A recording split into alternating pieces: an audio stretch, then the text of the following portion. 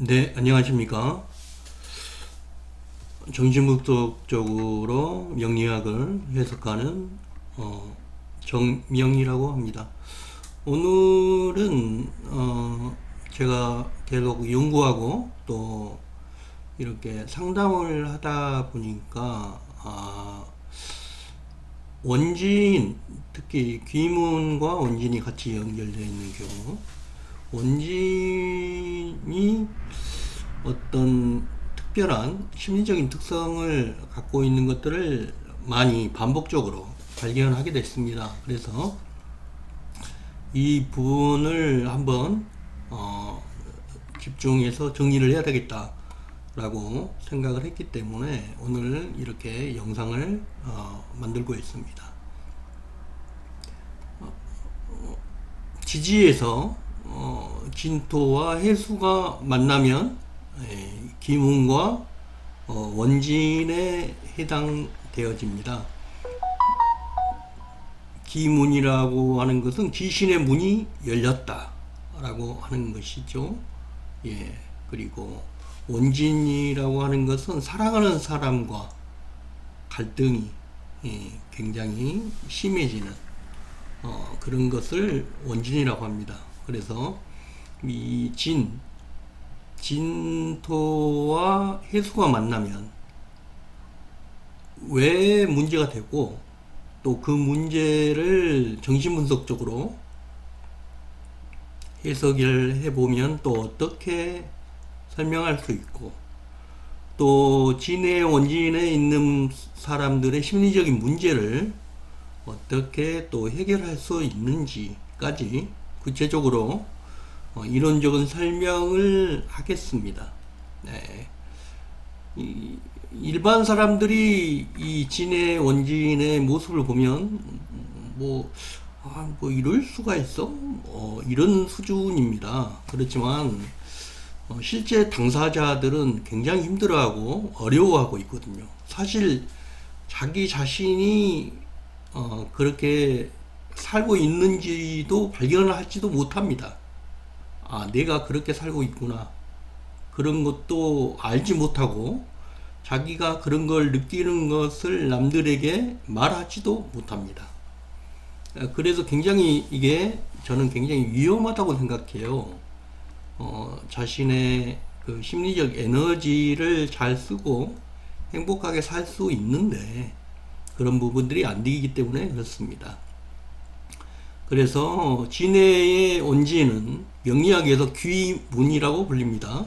그래서 보이지 않는 세계에 대한 문이 열려 있다. 심리학적으로 보면 무의식이 의식으로 스며드는 지점이다. 라고 이렇게 설명할 수가 있습니다. 저는 이번 연구를 통해서 느꼈던 거는 물론 심리학이라고 하는 이 서양의 인간을 이해하는 방식이죠. 인간을 이해하는 그런 방식에 대한 연구가 불과 몇 년 되지 않았습니다. 그렇지만 명리학이라고 하면 굉장히 오래됐죠. 그 굉장히 오래된 그런 음양론부터 시작을 하면 굉장히 오래된 그런 역사와 전통이 우리에게 존재하고 있습니다. 동이족부터 시작을 해야 될까요? 동이족에 실제로 점을 치고 이런 기록들이 나와 있기 때문에 음양부터 시작해서 오유행론 그리고 지지의 이론 이런 것들이 하나하나 발전돼서 이렇게 진의 원진까지 알아냈던 어떻게 보면 이 동양 사상, 동양의 역사, 동양의 인간에 대한 이해가 이렇게 굉장히 심도 깊고 깊은 그런 차원의 수준이었구나 라는 것을 스스로 깨닫게 됩니다. 제가 심리학을 열심히 공부했지만 심리학은 과학적인 방법으로 인간의 심리를 알아가는 그런 접근 아니겠습니까? 예. 그렇지만 또 명리학은 인간을 하나의 자연의 일부라고 생각을 했습니다. 그래서 그 자연의 그 이론, 음양오행론이 자연의 이론이죠. 그런 자연 이론 속에서의 한 인간으로서의 모습을 설명해주고 있습니다. 그래서 각각 인간에 대한 이해가 조금씩 다르지만 결국 목표는 하나입니다. 인간을 이해하는 것. 인간의 마음을 이해하고 인간의 삶을 이해하기 위해서 부단히 노력했다. 그 두 가지의 정점음에서 우리가 무엇을 발견할 수 있는지를 연구하는 것이 저의 연구 지점이라고 볼 수 있겠습니다.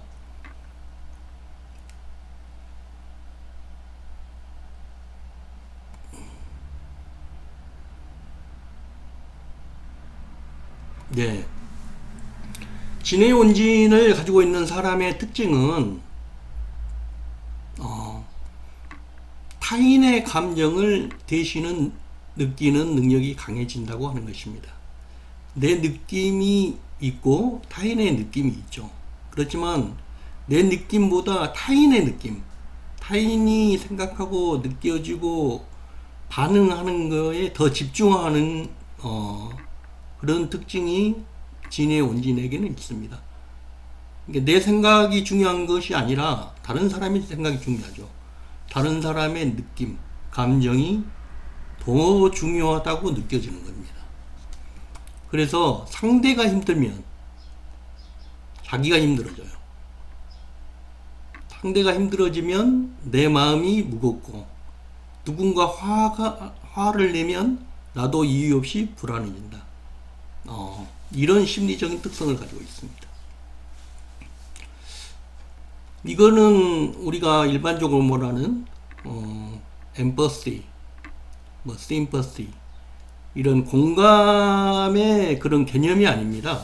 공간을 이미 뛰어넘어 버렸어요. 나와 당신 사이의 이 선이 사라져 버린 겁니다. 그래서 그 다른 사람의 감정이 내 안으로 완전히 흡수가 돼버리는 그런 수준인 거죠. 그래서 관계가 많을수록 감정은 피로해지고 용어는 탁해지는 것입니다. 당연할 수밖에 없죠. 이 타자의 생각이나 마음이나 이런 감정을 읽어내려면 굉장히 민감해야 되잖아요. 집중해야 되고 그러기 때문에 굉장히 감정의 에너지를 많이 소비하게 됩니다. 그래서 영혼이 탁해진다 라고 할 수도 있겠습니다. 그래서 이 사람들의 특징은 좋은 게 좋은 거다. 그래서 넘어가자. 내가 불편하고 힘들고 기분 나빠도 저 사람이 좋으면 됐어. 좋은 게 좋은 거야. 하고 넘어가는 것입니다.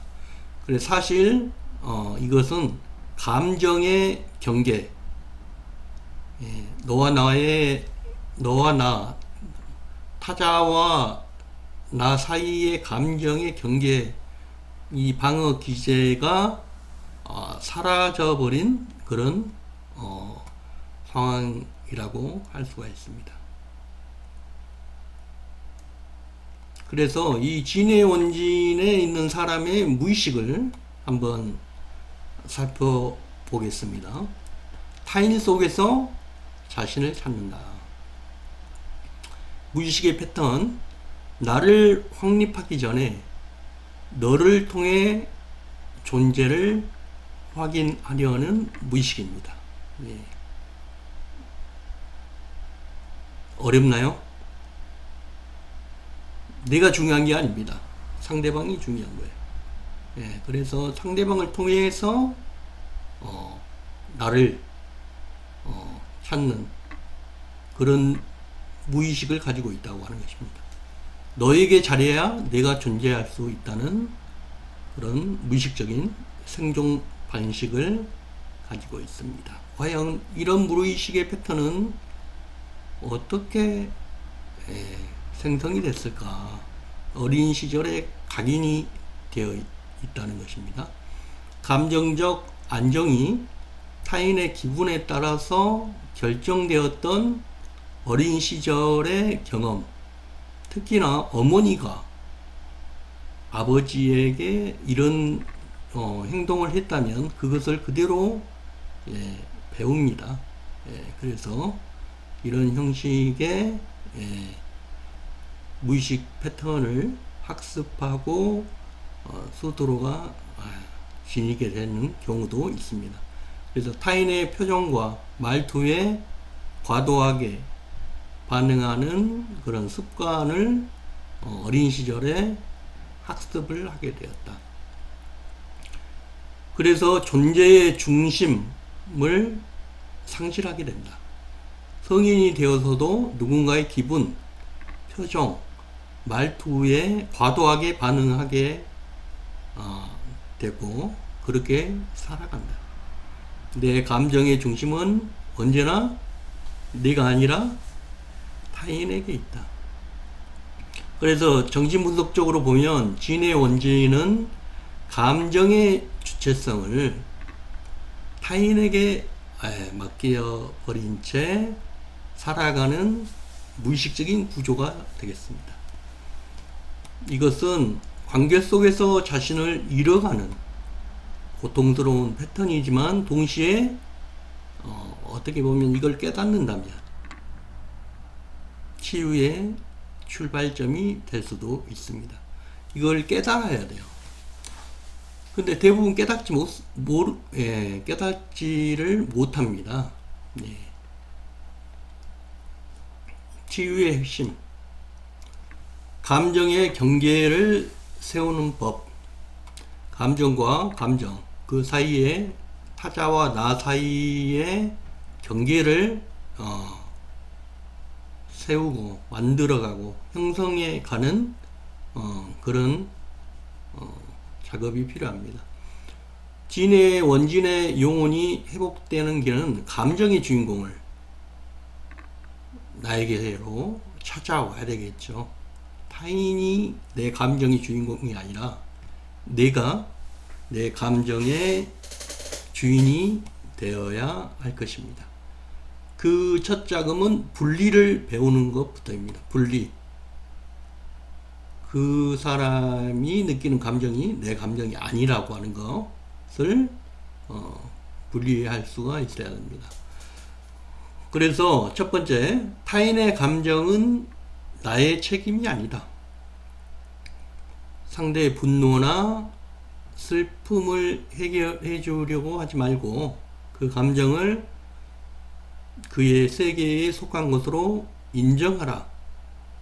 당신은 타인의 감정을 구원할 수 없다. 이거를 명확하게 해야 합니다. 예. 나의 불편함을 숨기지 말라. 지금까지는 계속 자기의 감정이나 느낌이나 불편한 이런 것들을 계속 이렇게 억압했단 말이죠. 어떻게 생각하면서 좋은 게 좋은 거다 라고 생각하면서 결국 이런 말을 주문처럼 외우면서 자신을 설득했던 거죠. 그래서 불편한 감정을 표현한 것이야말로 감정의 경계를 세우는 첫 번째 연금술이다. 그래서 하루에 한 번 감정을 정화하는 시간을 가질 필요가 있습니다. 저녁이나 아침이나 명상을 하면 굉장히 좋습니다. 명상을 하면서 자신의 생각, 자신의 느낌을 제3자적인 관점으로 관조를 하는 게 좋습니다. 제3의 눈이라고 하죠.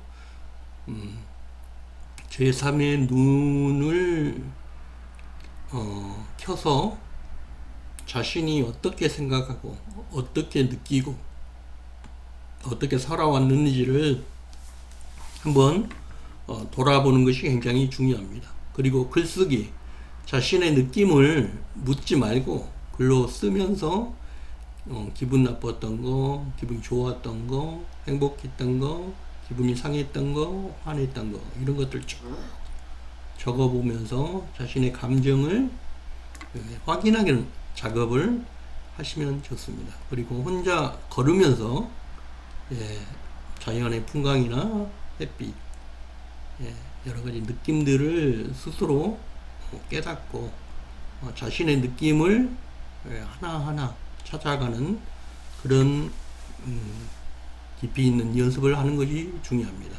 그래서 내 안에 타인의 감정을 비워내는 것을 연습하도록 하시면 좋겠습니다. 그것이 진토의 탁함을 맑게 만드는 그런 과정이라고 할 수가 있습니다. 명리학적으로 보면 진토는 굉장히 탁한 진흙탕이죠. 진흙탕이 해수에 깨끗한 물을 더럽히는 형국이기 때문에 명리학적으로 보면 이 더러운 물들이 가라앉는 물 속에 있는 그 진흙탕의 구정물들이 가라앉도록 명상을 통해서 글쓰기를 통해서 혼자 이렇게 걷는 시간을 통해서 이렇게 가라앉히고 내 감정과 내 생각을 바라볼 수 있는 그런 기회를 갖도록 하시면 좋겠습니다. 그래서 정신연금술의 단계로 이렇게 탁함을 금으로 변환시키는 작업들을 해야 합니다. 진의 온지는 감정의 탁함을 금으로 정지하는 연금술입니다. 그래서 굉장히 혼탁했던 감정의 진흙 속에서 진리를 추출하는 그런 작업이라고 할 수가 있겠습니다. 이 과정을 거치면 공감이 희생에서 더 이상 이제 희생이 아니라 이해로 바뀌게 되고, 관계가 의존해서 존중으로 바뀌게 되는 것입니다. 그래서 비로소 진의 온주는 타인에게 맞추는 용언의 피로에서 벗어나서 감정을 구별하고 품을 줄 아는 성숙한 용언으로 변화할 수 있게 되는 것입니다. 그래서 용언의 문이 열리는 순간 네가 타인을 배려하는 그 마음 속엔 사실은 내가 외면한 내 자신의 목소리가 있었다는 것을 깨닫게 되는 것입니다. 내가 배려하고 이렇게 살아왔다고 생각하지만 사실은 그 배려는 나를 무시하는 행동이었고 나를 지워버리는 행동이었다 라는 것을 깨닫게 되는 것입니다. 그래서 진의 원진의 영혼이 배우는 것은 사람을 사랑하되 그 사람의 감정 속에 잠기지 않는 법을 우리가 배워야 하는 것입니다. 그것이 감정의 경계를 세우는 연금술이고 진토의 그릇 속에서 해수의 감정을 투명하게 담는 정신연금술의 완성인 것입니다. 그래서 그 목소리를 듣는 순간 타인을 위해 배려하는 더 이상 자기 상실이 아니라 그때의 배려는 자기 사랑에서 비롯된 진정한 연민이 되게 되는 것입니다. 네, 진토와 해수의 만남, 명리학적으로 보는 것이죠. 무의식의 창고가 이 진토지 않습니까? 진토는 많은 것들을 이렇게 가둬두고 지니고 있는 하나의 무의식의 창고의 개념을 가지고 있습니다. 그리고 해수는 영혼의 바다죠. 그래서 진토, 억눌린 감정과 기억이 저장된 무의식의 창고, 감정을 담는 그릇이자 묻어둔 상처의 저장소라고 할 수가 있습니다.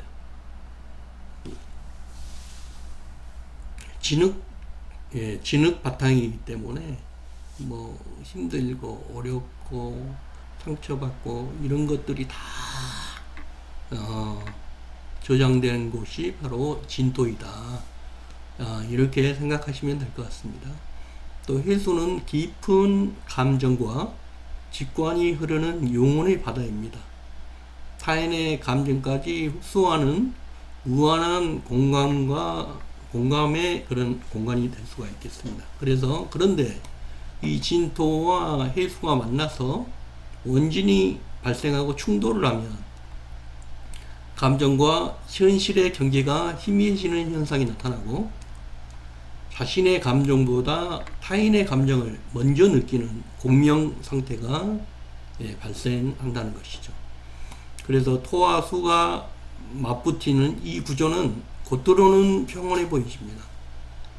하지만 내면에는 엄청난 파문이 항상 일어나고 있다고 하는 사실입니다.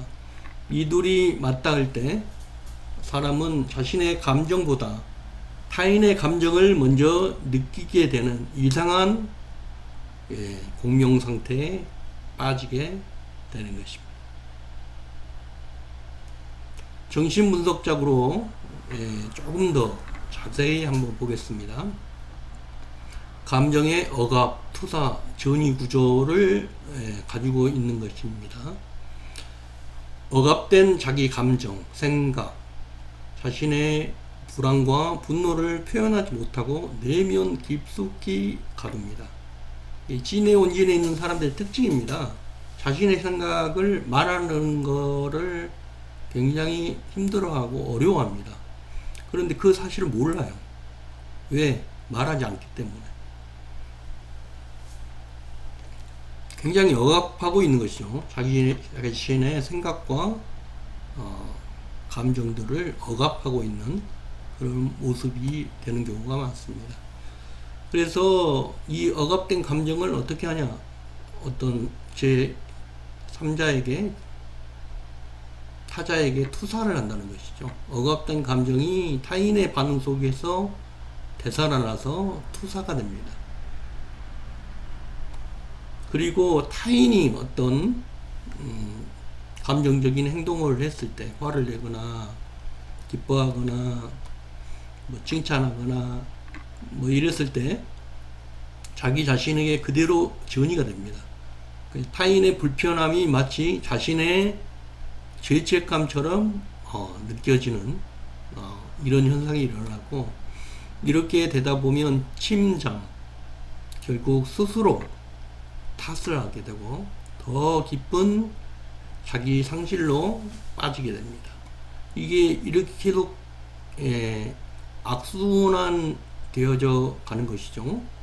자기 자신을 상실하고 타자에게 감정과 모든 것들을 맡겨버리고 그러면서 계속 힘들어지는 악순환을 만들어가게 됩니다. 그래서 정신분석적으로 보면 진의 원진은 감정의 억압, 투사, 전이, 다시 침잠, 다시 억압. 그래서 자신의 불안과 분노를 표현하지 못하고 그 감정이 타인의 반응 속에서 되살아나게 됩니다. 그래서 타인이 조금만 불편해도 그 불편함이 마치 자신의 죄책감처럼 느껴지게 되는 것입니다. 영혼의 피로에서의 치유로, 영혼의 피로, 자신이 불편한데도 상대가 불편할까봐 웃고 화를 내야 하는 순간에도 좋은 게 좋은 것이다 하고 넘어간다. 그렇게 살기 때문에 굉장히 영혼이 피곤하고 힘들어지는 것이죠. 그래서 자기 상실이라는 겁니다. 자기보다 남을 먼저 배려하고 결국 자신을 잃어버리고 내가 나로 존재하지 못하는 데서 오는 영혼의 피로가 굉장히 심해지는 것이죠. 그리고 정화의 신호, 무의식이 이제 감정을 정직하게 다루라라고 말하는 신호, 이것은 병이 아니라 정화, 새롭게 깨끗하게 만들어가는 정화의 신호입니다. 영혼의 문, 진의 문은 더 이상 귀문이 아니라 영혼의 문으로 변화해야 합니다. 그러나 정신연금술의 관점에서 보면 이것은 병이 아니라 정화의 과정이라고 하는 것이죠. 진의 원진은 무의식이 이제 감정을 정직하게 다루라 라고 하는 신호입니다. 남에게 맞추는 습관은 결국 자신이 자신을 외면해 온 결과이기 때문에 그랬습니다. 그래서 꼭 진의 원진에 있는 분들은 스스로 먼저 깨달아야 됩니다. 그래서 자기 자신이 굉장히 힘들고 어렵고 영혼의 피로가 굉장히 쌓이고 자기를 상실하고 산다는 것을 스스로 깨달아야 됩니다. 거기서부터 모든 치료의 시작될 것입니다. 진정한 연민의 탄생, 타인에 맞추기 위해서 희생되던 감정이 이제는 자기 자신을 이해하고 치유하는 힘으로 변화하게 됩니다. 이것이 타인에게 맞추던 영혼이 자신에게 돌아오는 길, 진의 기문 원진이 열어주는 정신연금술의 문입니다. 그래, 진의 원진이 치료가 되고 완성이 되면 희생에서 이해로, 의존에서 존중으로, 자기 상실에서 자기 사랑으로의 여정을 시작하게 됩니다. 이때의 배려는 자기 사랑에서 비롯된 진정한 연민이 됩니다. 감정의 경계를 세우는 것은 타인을 밀어내는 것이 아니라 자신을 온전히 존중하면서도 타인을 사랑할 수 있는 성숙한 영혼으로 성장하는 과정입니다. 오늘 여기까지 진의 원진 기문이 있는 분들이 어떻게 하면 행복하게 살 수 있을까? 그런 것들을 명리학적으로, 정신분석적으로 또 해석을 하고 어떻게 치유할 수 있는지 함께 나눠 보았습니다. 오늘은 여기까지. 바이바이.